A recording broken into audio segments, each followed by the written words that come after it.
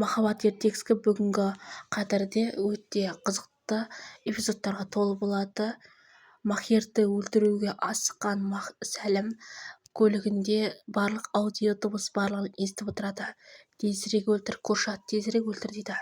Осы кезде Махир келген кезде Куршат екеуі арнайы дайындалған, мен сені алдынан өлтірем дегенде сөз болды. Сол үшін де Махир кеудесіне оқ өткізбейтін сауыт киіп келді.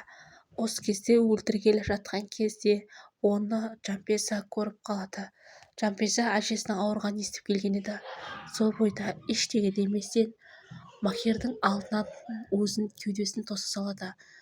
Мылтық атылады. Рашид, Куршат шошып кетеді. Мен істедім, мен қайттым дейді. Ал мұнда Сәлім де шошып кетеді. Бұлай болмау керек еді деп айқайлайды. Осы кезде Жанпеза деп айқайлайды. Негізі оқ тиген жоқ. Оқ тек жай ғана сырып өткен. Десе де қорқып кеткен Жанпеза талып қалады.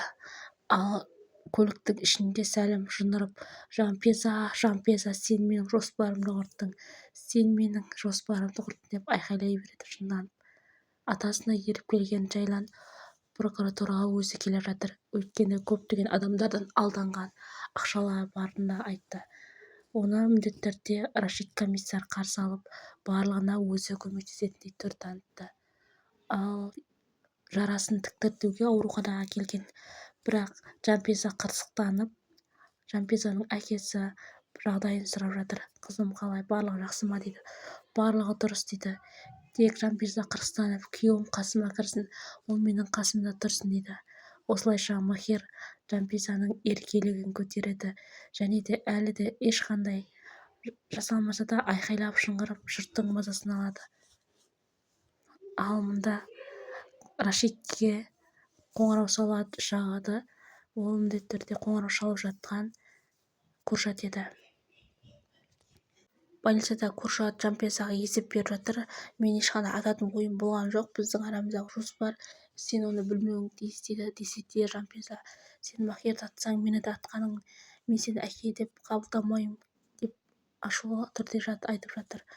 Рашидың да қыздың не істеп не қойғанын тергеп тексеріп, десе де қыздың өтірік айтып отқанын білсе де амалсыздан барлығын шешемін, барлық проблеманы шешемін деп жатыр. Куршатпен сөйлесіп жатқан Рашид, Куршат оған барлық шындықты айтып жатыр. Сәлім неге мені әлі де тексеріп жатыр? Ол Рашид Махирді өлтіруге тырысты деп. Сонда Рашид шошып жатыр. Неге ол әлі де қоймай жүр ма? Неге Махирді өлтіруге тырысты дейді.